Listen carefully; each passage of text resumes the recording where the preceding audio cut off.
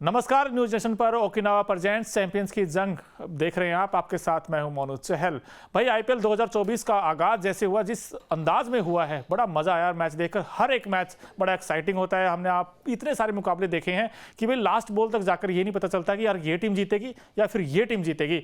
तो चलिए आज हम बात करते हैं एक ऐसे मैच की जिसमें बेंगलुरु बनाम पंजाब का मुकाबला होगा और ये मैच होगा बेंगलुरु में। अब छोटा मैदान है, अब ऐसे में इसकी डायमेंशंस क्या होंगी, पिच रिपोर्ट क्या होगी, दोनों टीमों की प्लेइंग 11 क्या होगी, उस पर हम बात करेंगे इस वीडियो में। तो अंत तक देखना और इसमें पता चलेगा कि भाई क्या बेंगलुरु की टीम यहाँ पर जीत सकती है ये मुकाबला। क्योंकि बेंगलुरु का जो पहला मैच था सीएसके के साथ, वो मैच वो हार गए थे। बड़ा इंपॉर्टेंट मैच था, लेकिन उनका आगाज हार के साथ हुआ था। लेकिन दूसरी तरफ अगर आप देखोगे तो पंजाब की टीम है, वो पंजाब की टीम जिन्होंने पहला मैच बड़े खूबसूरत अंदाज में जीता था और जो मिडिल ऑर्डर है उन्होंने बड़ा इंप्रेस किया था। तो सबसे पहले बात करते हैं इस मुकाबले की, जो बेंगलुरु में होगा एम चिन्नास्वामी स्टेडियम पर, और ये मैच खेला जाएगा शाम 7:30 बजे। तो इसकी जो पिच रिपोर्ट है उसकी पहले बात करते हैं। एम चिन्नास्वामी स्टेडियम की पिच हमेशा से बल्लेबाजों की मददगार रही है। यहाँ की पिच सपाट और गेंद बल्ले पर अच्छे से आती है। तेज गेंदबाजों के लिए ये पिच हमेशा से घातक साबित हुई है। कुछ हद तक स्पिनर्स यहाँ दूसरी बल्लेबाजों को थाम सकते हैं, लेकिन चिन्नास्वामी स्टेडियम की बाउंड्रीज काफ़ी छोटी हैं। इसके कारण यहाँ खूब छक्के पड़ते हैं, इसलिए मैदान सिक्सर फ्रेंडली भी कहा जाता है। और इस मैदान पर यहाँ जो भी टीम पहले बल्लेबाजी करने होगी उसका स्कोर 180 प्लस भी जा सकता है। ऐसे में हर टीम यहाँ टॉस जीतकर पहले गेंदबाजी करना पसंद करेगी। तो देखिए ये जो पिच रिपोर्ट है ये कहती है कि जो भी टीम पहले टॉस जीते वो पहले बल्लेबाजी करे। क्यों? क्योंकि ये मैदान छोटा है और ऐसे में जो स्क्वायर बाउंड्री है वो काफ़ी छोटी होती है। ऐसे मैक्सवेल जैसे तूफानी बैट्समैन के लिए चीज़ें आसान हो सकती है। और ऐसा नहीं सिर्फ मैक्सवेल बल्कि विराट कोहली के लिए भी, क्योंकि विराट कोहली भी वैसे 3D प्लेयर हैं, हर तरफ शॉट्स खेलते हैं। और दूसरी तरफ अगर पंजाब की बात करोगे तो वहां पर दो ऐसे बैट्समैन हैं जो स्क्वायर द बाउंड्रीज बहुत अच्छा हिट करते हैं, चाहे लियम लिविंगस्टोन की बात करें या फिर सैम करन की बात करें। तो ऐसे में एक्साइटिंग मुकाबला ये हो सकता है दोनों टीमों के बीच। और वैसे अगर हेड टू हेड देखें दोनों टीमों का तो वहां पर भी आपको ये हम दिखाते हैं। Punjab versus Bengaluru IPL head to head की हम बात करें तो अब तक 31 मैच इन दोनों टीमों के बीच खेले गए हैं। बेंगलुरु ने 14 मुकाबले जीते हैं, जबकि पंजाब की टीम ने 17 मैचेस जीते हैं। तो यहां पर भी आप देख सकते हैं कि बेंगलुरु से ज़्यादा पंजाब ने मुकाबले जीते हैं। तो ऐसे में पंजाब वर्सेस बेंगलुरु, अब दोनों में फॉर्म प्लस कॉम्पोजिशन यानी जो प्लेइंग 11 होगी वो सब कुछ डिपेंड करेगा। क्योंकि जिस कॉम्बिनेशन के साथ दोनों टीमें जाएंगी उस पर बहुत कुछ डिपेंड करेगा। क्योंकि अगर आप पंजाब की टीम की बात करोगे तो पंजाब की भी सबसे बड़ी ताकत उनके नंबर 1, 2, 3 तक ही है। उसके बाद मिडिल ऑर्डर ने हालांकि पिछले मैच में तो बड़ा इंप्रेस किया था, लेकिन यहाँ बेंगलुरु की पिच पर क्या वो मिडिल ऑर्डर फिर से फायर करेगा। लेकिन दूसरी तरफ बेंगलुरु देखोगे तो वहां पर फॉर्म प्लस कॉम्बिनेशन, ये दो बड़ी दिक्कतें हैं उनके साथ। क्योंकि फॉर्म तो कुछ खिलाड़ियों के पास अच्छी है, कुछ के पास नहीं है। क्योंकि रजत पाटीदार का फॉर्म एक बार फिर से इस टीम के लिए सबसे बड़ी कहते हैं निराशा का कंसर्न है इनके लिए, क्योंकि वहां पर रजत पाटीदार के रन नहीं आए हैं। लेकिन अगर दोनों टीमों की प्लेइंग 11 पर हम पहले देख ही लेते हैं कि क्या क्या होने वाली है। पंजाब की प्लेइंग 11 की बात करें तो शिखर धवन जो कि कैप्टन होंगे इस टीम के, Jonny Bairstow, Sam Curran, Liam Livingstone, Jitesh Sharma जो कि विकेट कीपर होंगे, शशांक सिंह, हरप्रीत बराड़ जिन्होंने अच्छी गेंदबाजी की थी पिछले मैच में, और इसके अलावा हर्षल पटेल बड़े महंगे साबित हुए थे क्योंकि हर्षल पटेल के एक ही ओवर में 24 रन पड़े थे। और वहां पर अभिषेक पोरेल जो कि दिल्ली कैपिटल्स के शानदार बैट्समैन थे, उन्होंने आकर रन बनाए थे। उसके बाद कगिसो रबाडा, राहुल चहर, ये एक मिस्ट्री स्पिनर हो सकते हैं इस टीम के लिए, और बेंगलुरु में स्पिनर को भी मदद कर सकती है विकेट। तो ऐसे में राहुल चहर इस टीम के एक्स फैक्टर भी साबित हो सकते हैं। उसके बाद अर्शदीप सिंह जो डेथ में अच्छी गेंदबाजी करते हैं। तो ये कुछ प्लेइंग 11 हो सकती है पंजाब किंग्स की। तो इसमें 2-3 बड़े अच्छे नाम आपको दिखेंगे जो मैच विनर हैं। शिखर धवन, इनका फॉर्म के ऊपर थोड़ा कंसर्न है क्योंकि एक 99 की इनिंग आई थी पिछले सीजन, उसके बाद फीका परफॉर्मेंस रहा था और पहले मैच में भी सिर्फ 22 रन बनाकर चले गए थे। तो ऐसे में पंजाब की टीम को अगर अच्छा करना है तो उनके गेंदबाजों को भी अच्छा करना पड़ेगा, उनके बैट्समैनों को भी अच्छा करना पड़ेगा, और खासकर टॉप ऑर्डर को फायर करना पड़ेगा। क्योंकि पिछला मैच तो ठीक है, चलो मिडिल ऑर्डर ने बचा लिया था, लेकिन इस बार अगर इनको बेंगलुरु को हराना और बेंगलुरु में हराना है तो इनके लिए सबसे बड़ा चैलेंज होगा। क्योंकि दूसरे टीम जो है वो काफी मजबूत है, क्योंकि उनकी बैटिंग नहीं बल्कि बॉलिंग भी दमदार है। तो इसलिए एक बार नजर डालते हैं प्लेइंग 11 पर जो बेंगलुरु की क्या हो सकती है पंजाब के खिलाफ। बेंगलुरु की प्लेइंग 11 की बात करें तो वहां पर फैफ डु प्लेसिस जो कि कैप्टन होंगे इस टीम के, Virat Kohli, Rajat Patidar, Glenn Maxwell, Cameron Green, Dinesh Karthik, Anuj Rawat जो कि विकेट कीपर होंगे। पिछला मैच इन्होंने जब खेला था बड़ा इंप्रेस किया था सीएसके के साथ। इसके अलावा करण शर्मा जो कि स्पिनर होंगे इनके, और लॉकी फर्ग्यूसन। अब ये लॉकी फर्ग्यूसन हो सकता है अल्जारी जोसेफ की जगह आ जाए, क्योंकि ये पॉसिबल प्लेइंग 11 है। इसमें लॉकी फर्ग्यूसन एक ऐसे गेंदबाज हैं जो बड़े किफायती रहते हैं, कंजूस गेंदबाज है, बहुत कम रन देते हैं और डेक द हार्ट, ये अच्छी गेंदबाजी करते हैं, ब्लॉक होल में गेंद डालते हैं। मैं मयंक डागर इनका ही बड़ा इंपॉर्टेंट होगा और मोहम्मद सिराज।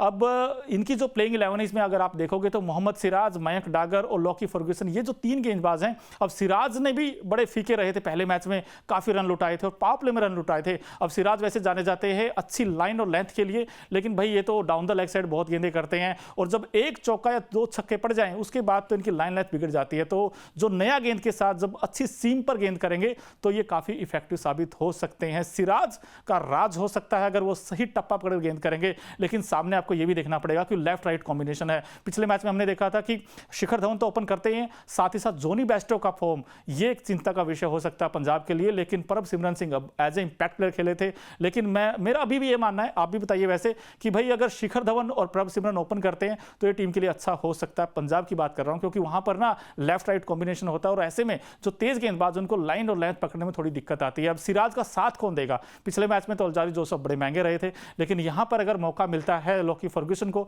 तो वो शायद इस मैच में इफेक्टिव हो सकते हैं। अब देखिए हमने प्लेइंग 11 आपको बताई, पिच रिपोर्ट आपको बताई, अब हेड टू हेड भी हमने आपको बता दिए हैं। तो इसलिए एक बार ये भी देखना जरूरी हो जाता है कि भाई ये इतना बड़ा मैच है, कहीं मौसम दगा तो ना दे दे। तो इसलिए हम वेदर रिपोर्ट क्या कहती है बेंगलुरु की, उस पर नजर डालते हैं। पंजाब और बेंगलुरु के बीच मैच में मौसम की बात करें तो यहाँ मैच बेंगलुरु के एम चिन्नास्वामी स्टेडियम में खेला जाएगा। मौसम रिपोर्ट के अनुसार बात करें तो सोमवार को आसमान बिल्कुल साफ रहेगा। दिन में टेम्परेचर 34 डिग्री सेल्सियस रहेगा और रात में 21 डिग्री सेल्सियस रहेगा।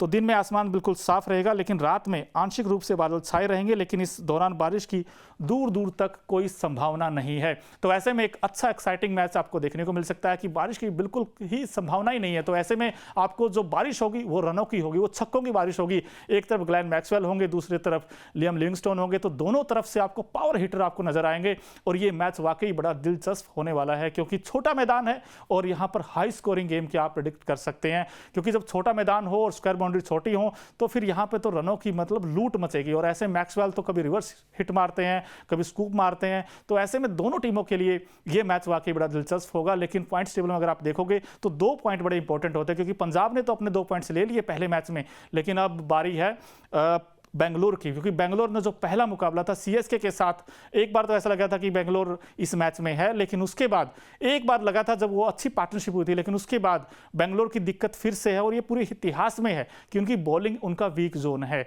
और बॉलिंग बार बार उनकी अच्छी करने के लिए वो क्या कर सकते हैं, क्या नया लेकर आ सकते हैं, क्योंकि उनके पास उतने ऑप्शंस भी नहीं है। क्योंकि हसरंगा का उन्होंने रिलीज कर दिया था। हसरंगा ऐसे गेंदबाज थे जो विकेट टेकिंग गेंदबाज थे।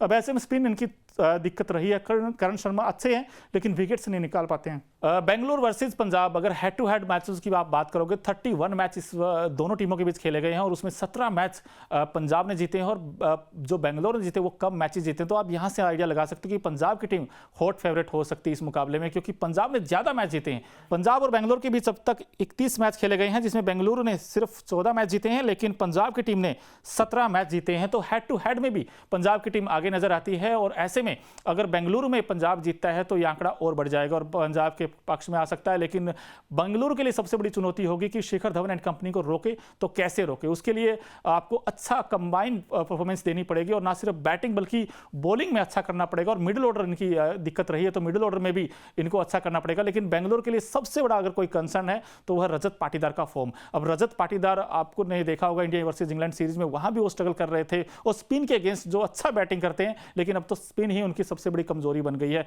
कभी कभी ऐसा होता है ना, किसी बैट्समैन की जो ताकत होती है वही कमजोरी बन जाती है। अब रजत पाटीदार की भी एक कमजोरी बन गई है। लेकिन इस मैच में जो सेंटर ऑफ अट्रैक्शन रहेंगे वो रहेंगे विराट कोहली।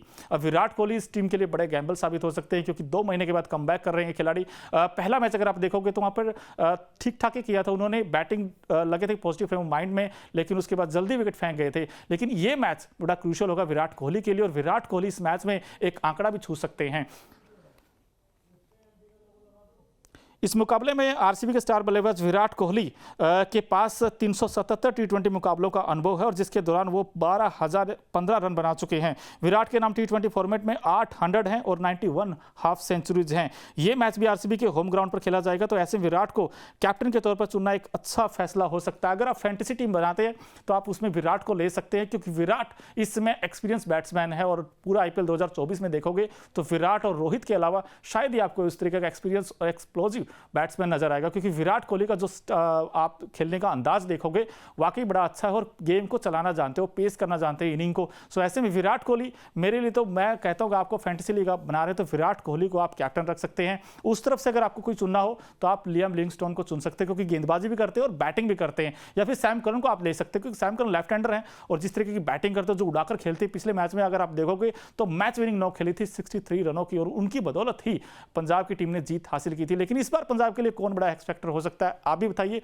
मुझे लगता है शिखर धवन और सैम करन को आप बना लीजिए। और बेंगलोर की तरफ देखोगे तो बेंगलोर में आपको दो विकल्प मिलेंगे, सिराज और विराट कोहली। लेकिन मेरा ये मानना है कि विराट कोहली आप और फैफ डु प्लेसिस, ये दो ऐसे बैट्समैन हैं जो अच्छा खेलते हैं और ओपन करते हैं। अगर इस टीम को अच्छा प्लेटफॉर्म दे देते हैं तो फिर आने वाले बैट्समैनों के लिए चीज़ें आसान हो सकती हैं। अगर आपको दो तीन चीज़ें और हम बताएं इस वीडियो में कि भाई बेंगलोर की ताकत क्या है। बेंगलोर की ताकत है केजीएफ, यानी कि Virat Kohli, Faf du Plessis और साथ ही साथ ग्लेन मैक्सवेल। अब ये इनकी ताकत, लेकिन कमजोरी क्या है इनकी? मिडिल ऑर्डर है, क्योंकि वहां पर रजत पाटीदार हैं, दिनेश कार्तिक है। दिनेश कार्तिक का भी अगर आप देखोगे तो ठीक है, 2-4 अच्छे शॉट्स लगा लेते हैं, लेकिन वो इनिंग को फिनिश नहीं कर पाते। इनके पास अच्छे फिनिशर की नीड है। लेकिन अब दूसरी तरफ अगर आप देखोगे पंजाब में, तो पंजाब के पास वहां पर लिविंगस्टोन और सैम करन जैसे तूफानी बैट्समैन है जो अच्छा फिनिश कर सकते हैं। और हालांकि सिकंदर रजा को भी पहले मैच में मौका नहीं मिला था, लेकिन ये दो फिनिशर हो सकते हैं। अब बॉलिंग देखोगे, वैन टू मैन मार्किंग करोगे तो बॉलिंग में भी पंजाब की टीम थोड़ी बेहतर नजर आती है, क्योंकि वहां पर अर्शदीप सिंह हैं जो अच्छा गेंद करते हैं, डेथ ओवर के स्पेशलिस्ट हैं। लेकिन यहां पर दिक्कत यह है कि इनके पास दूसरा गेंदबाज नहीं है जो अच्छा गेंद डाल सके। सिराज का अगर पावर प्ले में पिट गए तो फिर वो डेथ में पिटते हैं, लेकिन यहां पर लोकी फर्गुसन का देखना पड़ेगा। उनके पास चेंज ऑफ पेस करते हैं, नकल बॉल करते हैं, तो ऐसे में काफी इफेक्टिव हो सकते हैं। लेकिन मैन टू मैन अगर आप देखोगे तो बॉलिंग पंजाब की थोड़ी बेहतर है एज कंपेयर टू बेंगलोर के। तो ऐसे में एक अच्छा हाई वोल्टेज मुकाबला देखने को मिल सकता है, तो इस पर हमारी नजर रहेगी। और अभी तक अगर आपने न्यूज नेशन स्पोर्ट्स को सब्सक्राइब नहीं किया है तो जल्द से जल्द कर लीजिए। धन्यवाद।